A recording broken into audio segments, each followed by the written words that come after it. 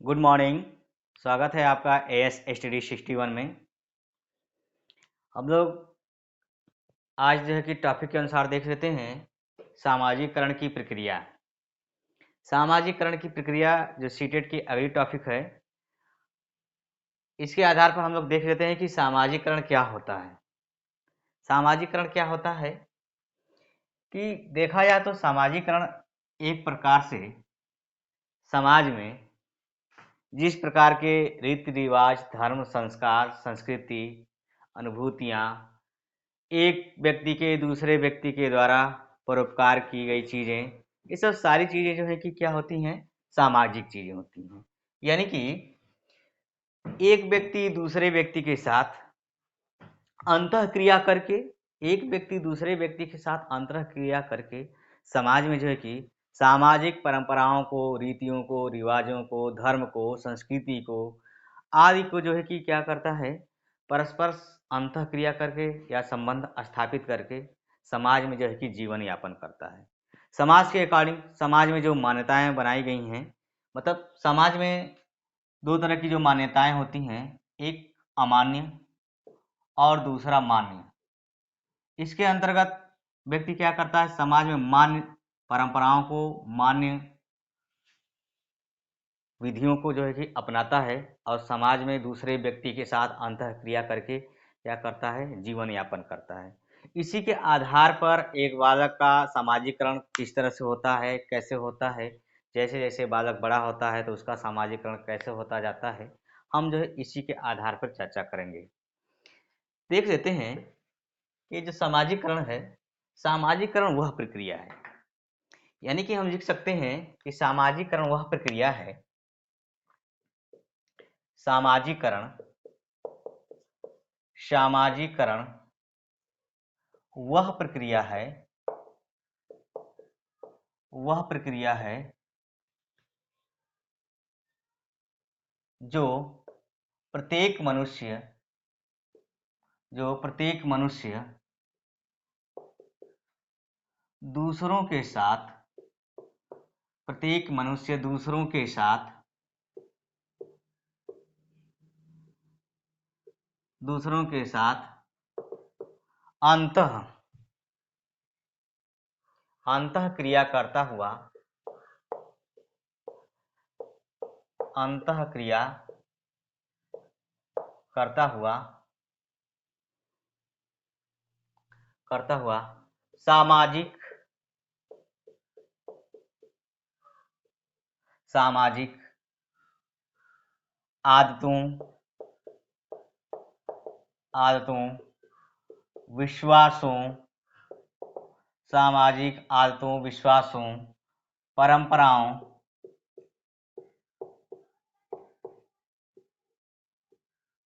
में संबंध स्थापित करता है, में क्या करता है, संबंध स्थापित करता है, संबंध स्थापित करता है, संबंध स्थापित करता है। यानी कि ये समाज में जितनी भी सारी चीजें बनाई गई हैं, इसके आधार पर जो है कि व्यक्ति क्या करता है, समाज के अकॉर्डिंग जो है कि अंतःक्रिया करके संबंध स्थापित करके जीवन यापन करता है और अपने जीवन को जो है कि सरल और सुविधाजनक बनाता है। यानी कि हम देख लेते हैं अगली पॉइंट में कि सामाजिकरण के माध्यम से सामाजिकरण के माध्यम से सामाजिकरण के माध्यम से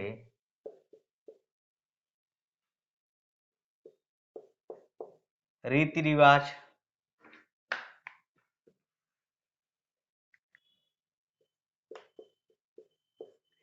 रीति रिवाज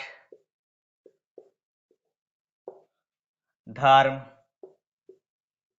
संस्कार, परोपकार, धर्म, संस्कार,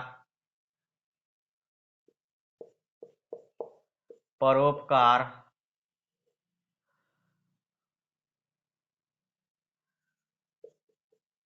आदि को सीखता है, आदि को सीखता है। यानी कि इसके आधार पर जैसे जैसे एक बालक बड़ा होता जाता है, जिस परिवार में, जिस समाज में, जिस संस्कार में, उसी के आधार पर रीति रिवाज, धर्म, संस्कार, परोपकार आदि को क्या करता है, सीखता जाता है। जिस जिस रीति रिवाज में जन्म लेगा उसी के आधार पर, जिस धर्म में जन्म लेगा उसी के आधार पर, जिस के आधार पर उसके पारिवारिक संस्कार होंगे उसी के आधार पर, परोपकार, एक दूसरे की सहयोग करना आदि को क्या करता जाता है, सीखता जाता है। इसके आधार पर हम लोग देख लेते हैं, एक मनोवैज्ञानिक हैं, इसके आधार पर हम लोग देख लेते हैं, एक मनोवैज्ञानिक है जिनका नाम है जॉनसन। जॉनसन, ये जॉनसन क्या कहते हैं कि, जॉनसन कहते हैं कि सामाजिककरण एक प्रकार का ऐसी क्रिया है, एक प्रकार का ऐसी क्रिया है जो सीखने वाले को, जो सीखने वाले को सामाजिक आधार प्रदान करती है, सामाजिक आधार प्रदान करती है, सामाजिक आधार प्रदान करती है। सामाजिकरण एक प्रकार की ऐसी क्रिया है जो सीखने वाले को सामाजिक आधार प्रदान करती है, मतलब समाज में किस प्रकार के जो है कि जीवन यापन करना है, समाज में किस प्रकार की क्रियाओं, प्रथाओं, धर्म, रीति रिवाजों को जो है कि अपनाना है, उसके आधार पर क्या करती है, आधार प्रदान करती है। इसके बाद देख लेते हैं, अगली परिभाषा है ग्रीन की। ग्रीन महोदय के अनुसार देख लेते हैं, सामाजिकरण वह प्रक्रिया है, सामाजिकरण वह प्रक्रिया है,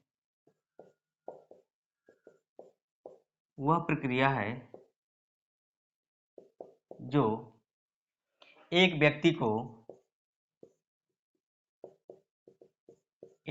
को निजी स्वरूप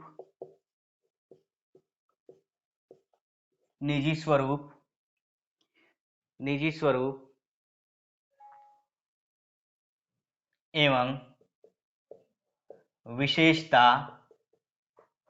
निजी स्वरूप एवं विशेषता वह व्यक्तित्व को अपनाता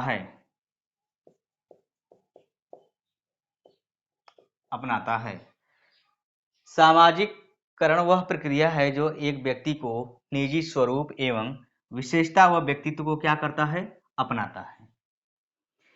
यानी कि समाज में एक व्यक्ति अपने निजी स्वरूप, यानी कि जिस प्रकार से उस व्यक्ति को अपने आधार पर जीवन यापन करना है, जिस प्रकार से अपने व्यक्ति को जीवन सरल बनाना हो, उसके आधार पर किसी न किसी निजी स्वरूप को अपनाता है एवं विशेषता को, हर व्यक्ति अपने आप में एक विशेषता रखना चाहता है समाज के अकॉर्डिंग।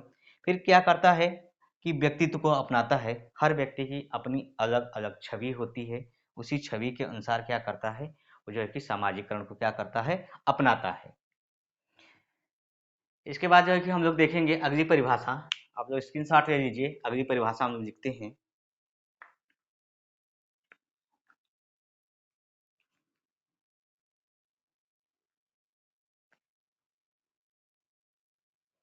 अगली परिभाषा हम लोग लिखेंगे,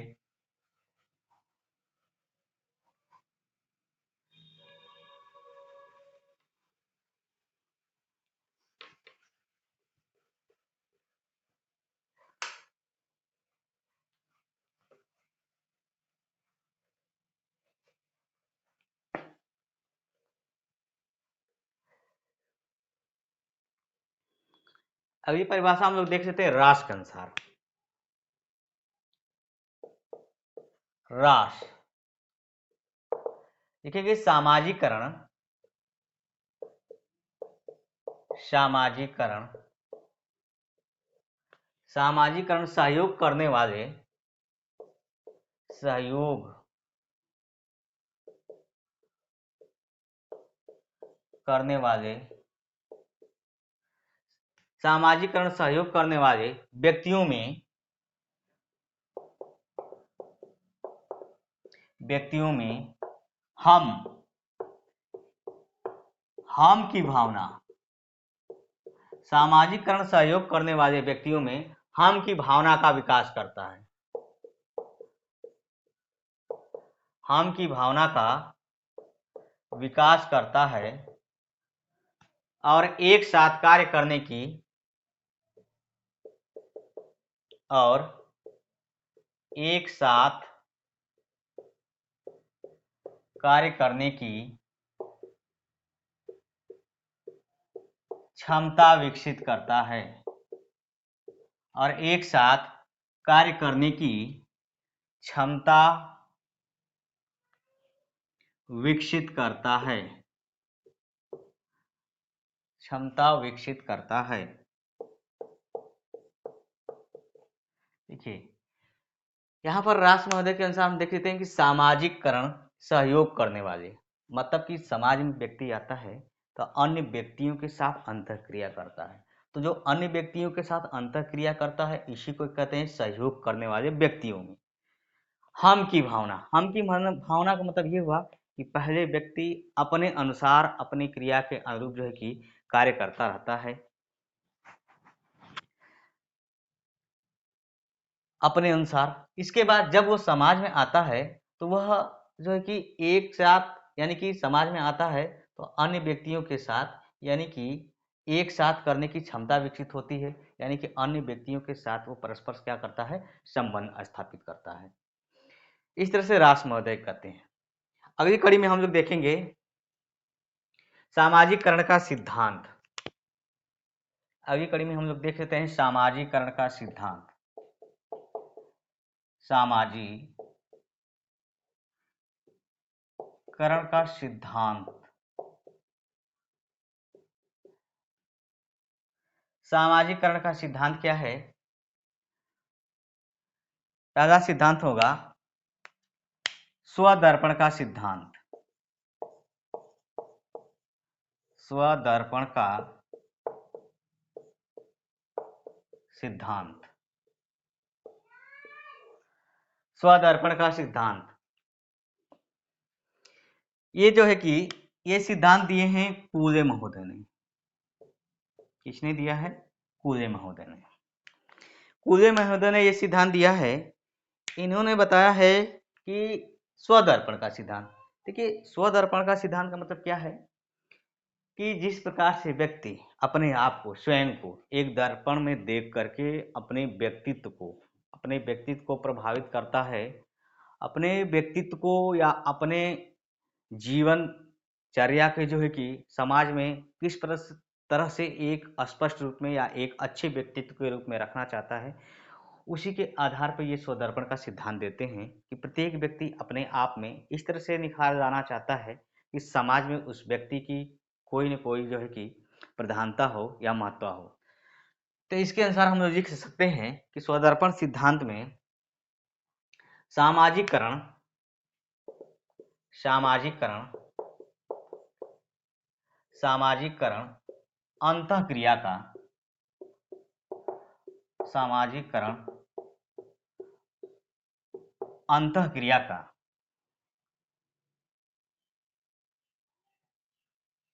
ऐसा स्वरूप है,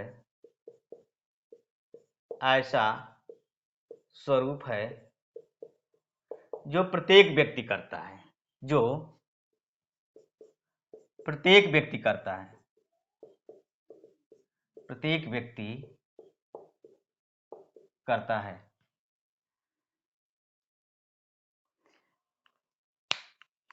देखिए सामाजिकरण अंतःक्रिया का ऐसा स्वरूप है जो प्रत्येक व्यक्ति करता है। स्वयं में अपने आप में व्यक्ति जो है कि अपने व्यक्तित्व को निखारने के लिए या समाज में जीवन यापन करने के लिए, समायोजित होने के लिए जो है कि क्या करता है कि वह जो है कि समाज से अंतःक्रिया करके ही समाज में जीता है। तो ऐसा स्वरूप है जो प्रत्येक व्यक्ति करता है। कोई ऐसा व्यक्ति नहीं है जो समाज से न जुड़ा हो। चाहे संसार का कोई भी प्राणी है, सभी प्राणी क्या है, संसार से जुड़े होते हैं। इस कूजे के अनुसार हम लोग देख लेते हैं कि जो कूजे के अनुसार है, सामाजिकरण के समूह में किसको किसको रखते हैं। यानी कि कूजे के अनुसार सामाजिकरण का समूह क्या क्या है। एक बच्चे के रूप में जो है कि कूजे ने जो है कि सामाजिकरण का क्या समूह बताया है, किसको किसको रखते हैं कि कूजे के अनुसार सामाजिकरण के जो समूह है इसमें किसको किसको रखते हैं। पहले नंबर पर बताते हैं परिवार। दूसरा बताते हैं पास पड़ोस।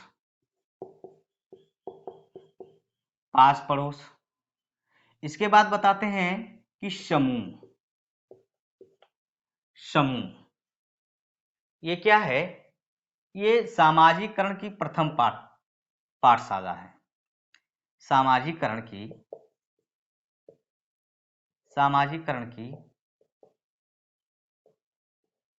प्रथम पाठशाला बताते हैं। सामाजिकरण की प्रथम पाठशाला। कूजे के अनुसार सामाजिकरण जो है कि सामाजिकरण का जो समूह है, यह समूह परिवार, पास पड़ोस और समूह और सामाजिकरण की प्रथम पाठशाला है। यानी कि बालक का जो प्राथमिक समाज का परिवेश है, जो सामाजिक आधार है, वो पहले क्या बताते हैं, परिवार। फिर बताते हैं उस परिवार से जुड़े 5 पड़ोस। इसके बाद उस बालक का क्या बताते हैं, समूह बताते हैं। यह जो है कि सामाजिकरण की क्या है, प्रथम पाठशाला हो जाती है। अगला सिद्धांत हम लोग देखेंगे कि अगला सिद्धांत क्या है। इसको स्क्रीनशॉट कर लीजिए।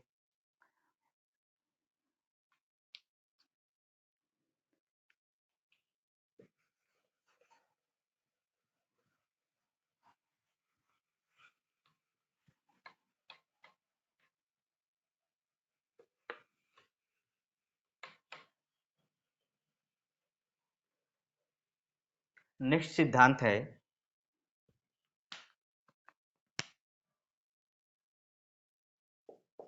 मैं और मुझे का सिद्धांत।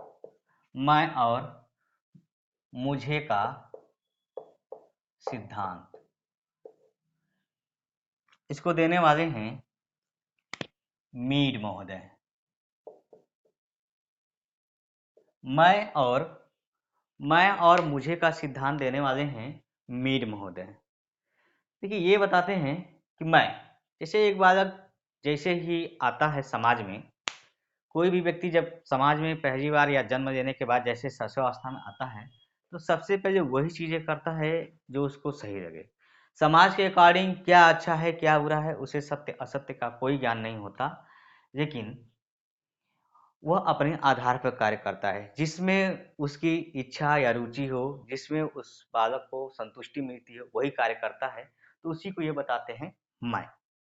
यानी कि एक तरह से कहा जाए कि घमंड की बात देखा जाए कि एक बालक जैसे छोटा होता है, तो इस तरह से जो है कि अपने आप में गॉड समझता है कि जैसे हर चीज़ों को जो है कि संतुष्टि के आधार पे ही करता है, कि जो मैं कर रहा हूँ वही सही है, बाकी सब क्या है, गलत है। इसी को क्या बताते हैं, मैं। फिर इसके बाद जैसे जैसे उस परिवार समाज में पास पड़ोस में आता है, समाज से अंतःक्रिया करता है, अंतःक्रिया करके फिर उसके आधार पर कार्य करता है, समाज के आधार पर कार्य करता है, तो उसे कहते हैं मुझे। तो हम लोग लिख सकते हैं, यहाँ पर हम लोग लिख सकते हैं कि प्रत्येक बालक समाज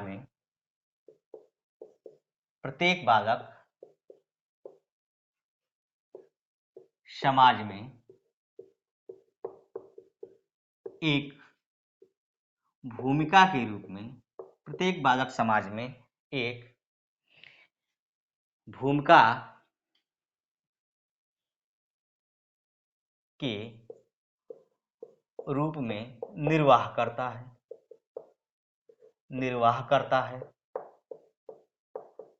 प्रत्येक बालक समाज में एक भूमिका के रूप में निर्वाह करता है। किस भूमिका के रूप में? मैं की भूमिका के रूप में निर्वाह करता है। तो इसे क्या कहते हैं? इसे कहते हैं यानी कि मैं की भावना विकसित होती है, मैं की भावना विकसित होती है, मैं की भावना विकसित होती है। यानी कि जब एक बालक समाज में कोई भी कार्य करता है, अपने इच्छा के अनुसार, अपने संतुष्टि के अनुसार कार्य करता है, निर्वाह करता है, तो वहां पर कौन सी भावना विकसित होती है? मैं की भावना विकसित होती है। इसके बाद जो है कि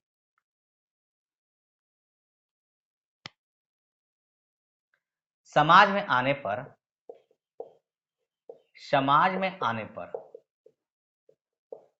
जब समाज में धीरे धीरे आता है, समाज में आने पर अंतःक्रिया करके, यानी कि समाज को समझ के कार्य करता है, तो किसकी भावना विकसित होती है? मुझे की भावना। तो मुझे की भावना विकसित होती है। यानी कि समाज में आने पर अंतःक्रिया करके कार्य करता है तो किसकी भावना विकसित होती है? तब मुझे की भावना विकसित होती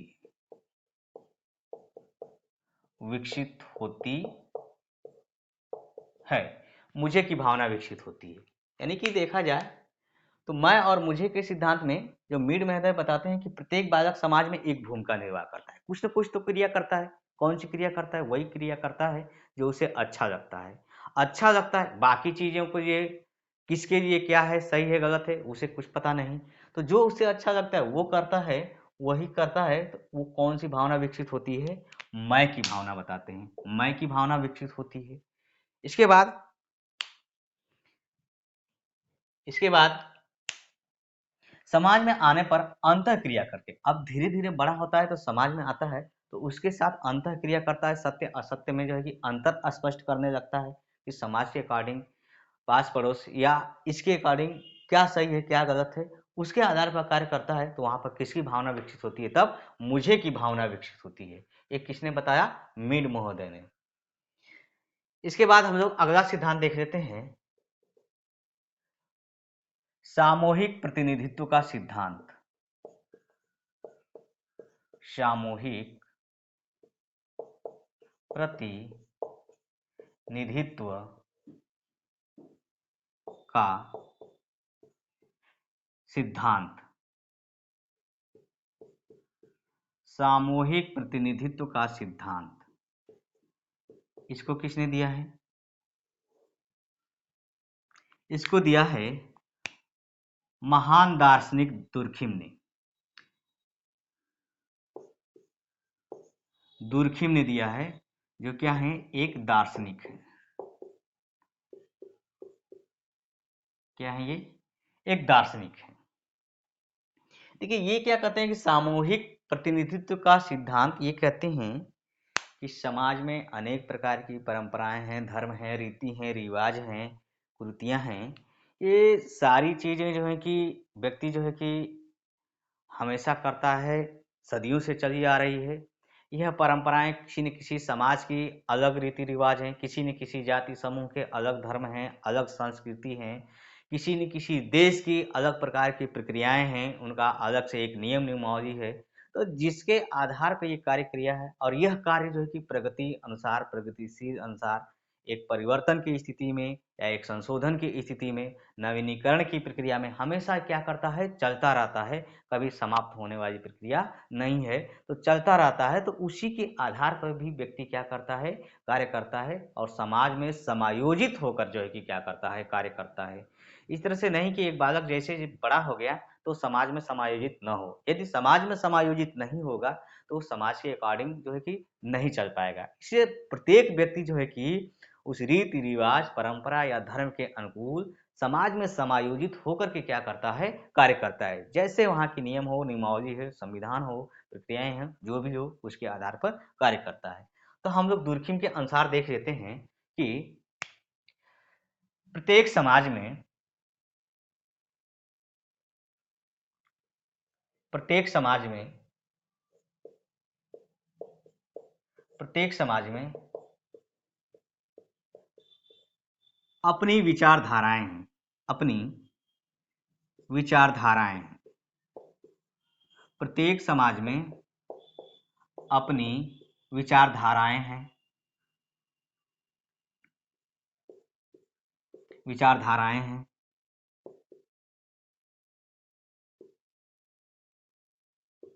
मूल्य हैं, रीति रिवाज हैं,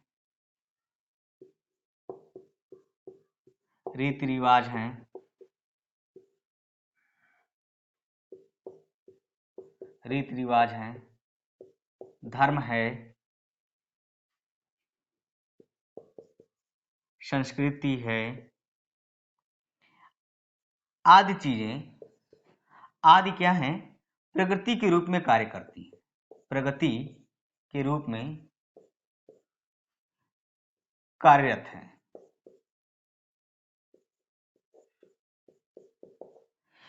प्रत्येक समाज में अपनी विचारधाराएं हैं, मूल्य हैं, रीति रिवाज हैं, धर्म है, धर्म संस्कृति आदि किस रूप में कार्य कर रही हैं, एक प्रगति के रूप में कार्य कर रही हैं, एक प्रगति के रूप में कार्य कर रही हैं। और इसके बाद जिस समाज में, ये कहते हैं कि जिस समाज में व्यक्ति जन्म लेता है, जिस समाज में व्यक्ति जन्म लेता है, उसी के आधार पर, उसी के आधार पर क्या होता है, उसका सामाजिकरण होता है। उसी के आधार पर क्या होता है, सामाजिकरण होता है।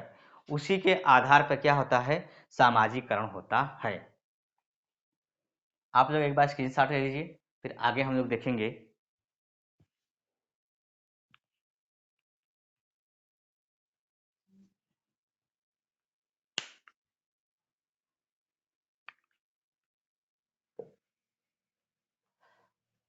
देखिए, हर चीजों को जो है कि समझना है, अधिक से अधिक जो है कि इसके क्वेश्चन जो है कि बनते रहते हैं कि बालक समाज में किस प्रकार की भूमिका रखता है, वह किस प्रकार से समाज में समायोजित होता है।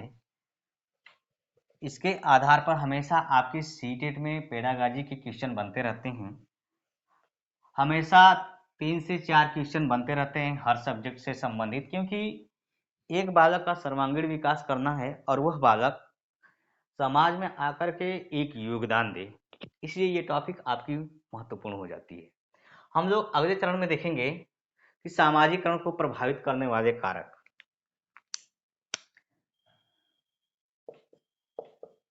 सामाजिकरण को प्रभावित करने वाले कारक, सामाजिकरण को प्रभावित करने वाले कारक। अब प्रत्येक व्यक्ति को समाज में समायोजित होने के लिए कौन कौन से कारक हैं जो प्रभावित करते हैं। यदि देखा जाए तो ये समाज, इस पर्यावरण के आधार पर हम जितना ही कहें उतना ही कम होगा। इसके आधार पर हम लोग कुछ कारक देख लेते हैं। जैसे पहले नंबर पर देख लेते हैं पालन पोषण। पालन पोषण, पालन पोषण देख लेते हैं। पालन पोषण, पालन पोषण क्या है, जैसे एक बालक जन्म लिया, जिसके आधार पर उसका पालन होगा, यानी कि जिसके आधार पर उसका देख रेख होगा, जिसके आधार पर उसे पोषण होगा उसका, यानी कि उसके जो है कि खाद्य सामग्री चीजें, या उसके स्वास्थ्य संबंधित चीजें, या उसके देख रेख संबंधित चीजें निर्धारित हैं, उसी के आधार पर व्यक्ति का क्या होता है, सामाजिक प्रभावित होता है। यदि पालन पोषण अच्छे से नहीं हुआ, अच्छे संस्कार, अच्छे संस्कार, अच्छे प्रकार के वातावरण सकारात्मक रूप से यदि न मिला, तो उसे समाज क्या करता है, उसी के आधार पर जो है कि प्रभावित कर देता है। बालक उसी प्रकार की चीज़ों को अपनाता है, उसी तरह से अपना जीवन निर्वहन करता है। यदि उसकी नींव में ही किसी प्रकार की प्रवृत्ति जन्म ले ली, किसी प्रकार की चीज़ें जो है कि उसकी नींव से ही हो गई, तो उसकी प्रवृत्ति क्या करती हैं, अक्सर बनी रहती है। इसलिए सबसे इम्पोर्टेंट क्या करता है, ये पालन पोषण जो है कि मुख्य भूमिका निभाता है। इसके बाद देख लेते हैं हम लोग सहानुभूति। सहानुभूति ये मोस्ट इंपॉर्टेंट है। सहानुभूति ये आपके हमेशा पॉजिटिव टैग वर्ड बन के आते हैं। ये आप लोग वीडियो को देखते रहिएगा, हम किसी दिन पूरे टॉपिक को पढ़ाने के बाद आप लोगों को जो है कि टैग वर्ड भी पढ़ाएंगे कि क्वेश्चन को किस तरह से गेस किया जाता है कि क्वेश्चन पॉजिटिव है कि निगेटिव है, क्योंकि आपके इसी थ्योरी से ही पॉजिटिव वर्ड निकलते हैं। यदि आप सिद्धांत को या लेक्चर को, टॉपिक को अच्छे से पढ़े हैं, तो आप टैग वर्ड को आसानी से समझ सकेंगे और याद भी हो सकेंगे, जो हम किसी वीडियो में अलग से जो है पढ़ाएंगे पूरे वीडियो कंप्लीट होने के बाद। देखते हैं सहानुभूति। हमने शुरू में यही बताया कि एक बालक जब भी जन्म लेता है तो वही कार्य करता है, वही जो है कि स्वेच्छा से कार्य करता है जिसमें उसे अच्छा लगता है, जिसमें उसको जो है कि सुखद प्राप्त होता है, सुखद प्राप्त होता है, वही कार्य करता है।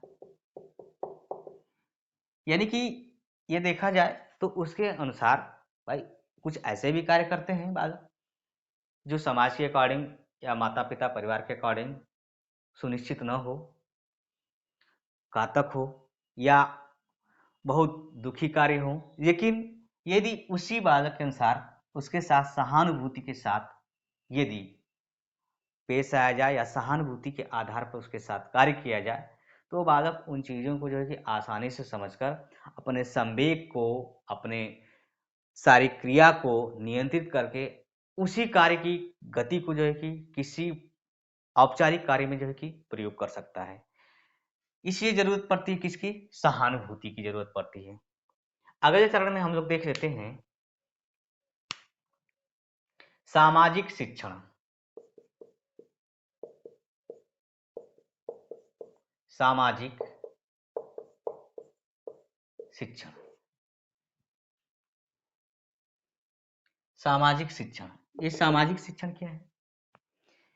कि प्रत्येक बालक का एक समाज होता है, यानी कि इसमें जो है कि परिवार है, उसके सामाजिक में परिवार में उसके क्या है, सदस्य हैं, पास पड़ोस है, उसके मित्र मंडली हैं।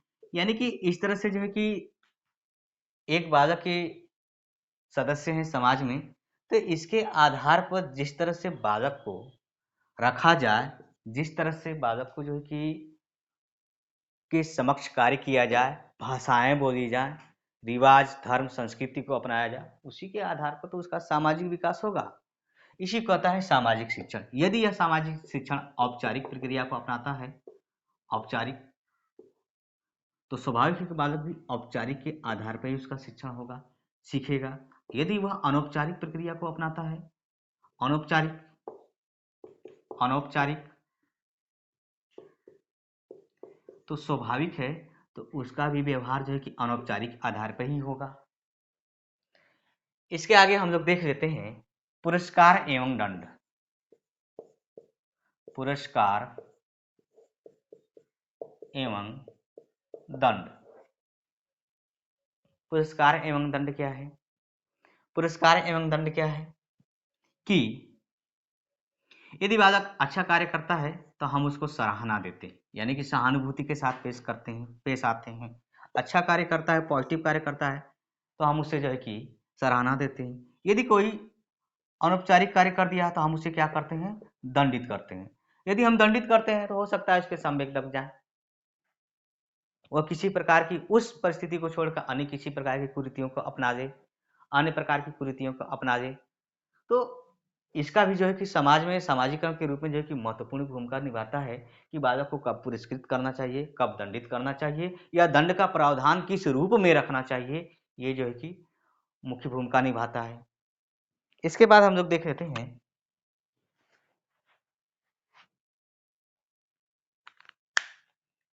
वंशानुक्रम।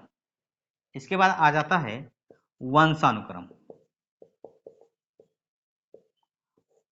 वंशानुक्रम क्या है? देखिए, वंशानुक्रम में देखा जाए तो बालक की बुद्धि भी एक वंशानुक्रम है। यानी कि वंशानुक्रम को हम कह सकते हैं कि वंशानुक्रम एक जैविक प्रक्रिया है। एक जैविक प्रक्रिया है। जैविक प्रक्रिया के अंतर्गत क्या क्या चीजें आ जाती हैं? आपकी मूल प्रवृत्ति आ जाती है, मूल प्रवृत्ति आ जाती है, आपकी मूल प्रवृत्ति आ जाती है, संवेग आ जाते हैं, अनुभूति आ जाती हैं, संवेदनाएं आ जाती हैं, आपके बुद्धि आ जाती है। ये सब वंशानुक्रम का प्रभाव है। यदि इसके आधार पर जैसी उसकी जैविक प्रक्रिया होती है और इस जैविक प्रक्रिया के आधार पर जैसा वातावरण दिया जाता है तो वंशानुक्रम और वातावरण उसे प्रभावित कर देता है। तो सामाजिकरण की प्रक्रिया के आधार पर भाई उसकी नींव जहाँ से वो जन्म लिया है वो भी विशेष रूप से क्या करता है, मुख्य भूमिका निभाता है। इसके बाद हम लोग देख लेते हैं, अगले चरण में देख लेते हैं परिवार। अगले चरण में परिवार। परिवार क्या है हमने यहाँ पर बताया। जैसे परिवार क्या है? परिवार, परिवार में देखा जाए तो सबसे मुख्य भूमिका किसकी होती है? माँ की। इसके बाद माता पिता के बाद परिवार के सदस्यों की, परिवार के सदस्यों की, जिसके आधार पर जो है कि बालक क्या करता है, इन्हीं के देख रेख में परिवार के सदस्यों की, यहाँ पर हमने लिखा है परिवार के सदस्यों की, इन्हीं की देखरेख में बालक का जो है कि सामाजिकरण होता है। क्योंकि बालक की ये क्या मानी जाती है, प्रथम पाठशाला मानी जाती है। तो इसी के आधार पर एक बालक का जो है कि सामाजिकरण का जो है कि एक नींव के रूप में जो क्या है, निर्माण होता है। अगले चरण में हम लोग देखेंगे कि और कौन कौन से कारक हैं।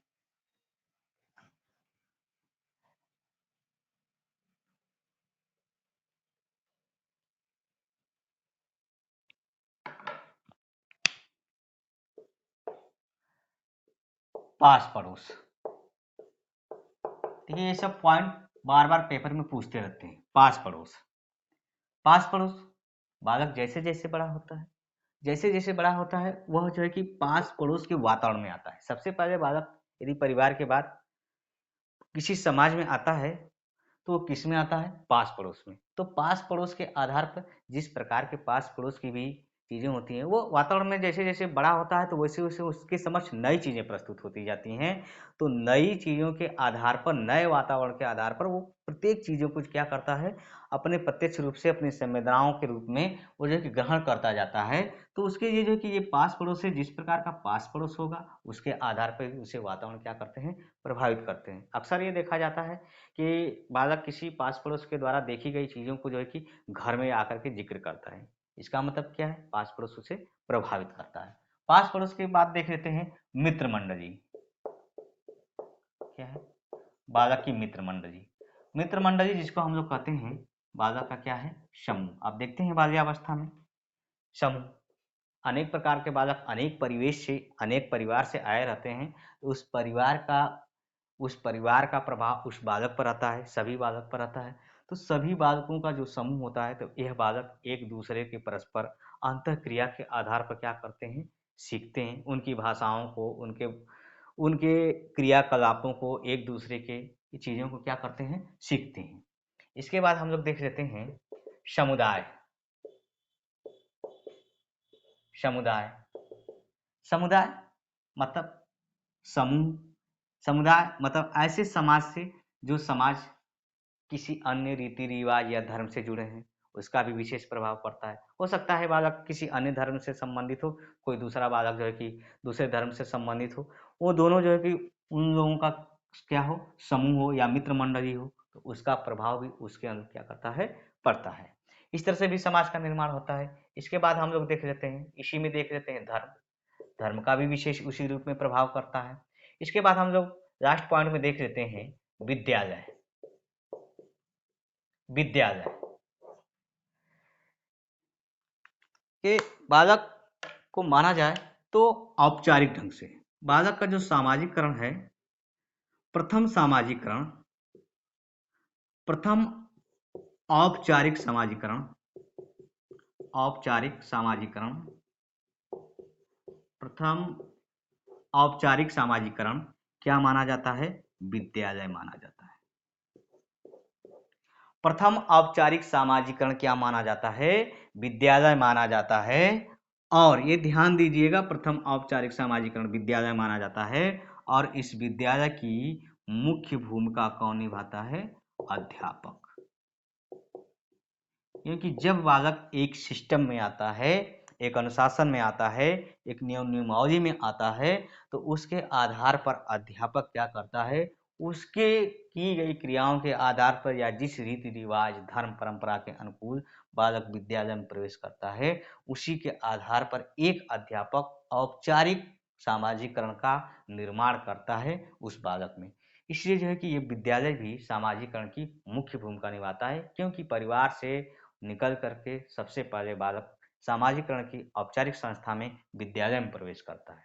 तो हम कह सकते हैं कि प्रथम औपचारिक सामाजिकरण क्या माना जाता है, विद्यालय माना जाता है, जिसका मुख्य किसे माना जाता है, अध्यापक को माना जाता है। यदि केवल ये पूछ दे कि विद्यालय की प्रथम या बालक की प्रथम, यदि ये पूछ दे कि बालक की प्रथम पाठशाला, बालक की प्रथम पाठशाला या प्रथम सामाजिक पाठशाला, बालक की प्रथम पाठशाला या सामाजिक पाठशाला, प्रथम सामाजिक पाठशाला,